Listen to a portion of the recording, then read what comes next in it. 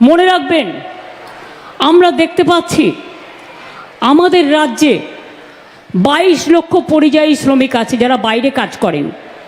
এমনি দয়া করে কেউ নিয়ে যায়নি, তাদের স্কিল আছে, তারা সোনার কাজ ভালো করে, ভালো কাপড় জামা তৈরি করে, তারা কনস্ট্রাকশনের কাজ ভালো করে, তারা রাস্তার কাজ ভালো করে। তাদের ডেকে নিয়ে যাওয়া হয়েছে জামাই আদর করে, আর আজ তাদের ভাগ্যে জুটছে লাঞ্ছনা আর বঞ্চনা, অত্যাচার, অনাচার, অনাহার। আমি আজকে যখন আসছিলাম খবর পেলাম বারাসাতের হাবড়ার সম্ভবত আমার যে ভাইটিকে মুম্বাইতে পিটিয়েছিল সেই ভাইটি মারা গেছে। এই রকম অনেক অত্যাচারের শিকার হচ্ছে আমাদের বাংলা থেকে যারা কাজ করতে যাচ্ছে। আমি মানুষের জানবার জন্য বলবো, আমাদের বাংলাতেও কিন্তু 1.5 কোটি মানুষ বাইরের আছে যারা কিন্তু এখানে পরিযায়ী শ্রমিকের কাজ করে।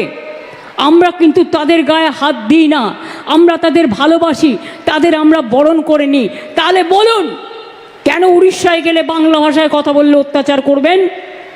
কেন মুম্বাইতে গেলে অত্যাচার করবেন? কেন কেউ হোটেল ভাড়া করতে গেলে দিল্লিতে গুরগাঁওতে অত্যাচার করবেন?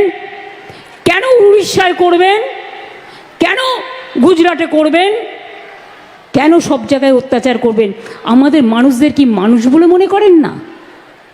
বাংলার ছাত্রছাত্রীদের মেধা, বাংলার শিক্ষক শিক্ষিকাদের মেধা, বাংলার গবেষকদের মেধা সারা বিশ্ব প্রণাম জানায়, সারা বিশ্ব সালাম জানায়। তাই জেনে রাখবেন, কোমরের শিকল বেঁধে গুজরাটের লোকেদের ট্রাম্প তাড়িয়ে দিল আমেরিকান প্রেসিডেন্ট, বাংলার মেধাকে তাড়াতে পারে না। তার কারণ ওদের ছাড়া হার্ভার্ড চলে না, অক্সফোর্ড চলে না, মনে রাখবেন কলম্বিয়া চলে না।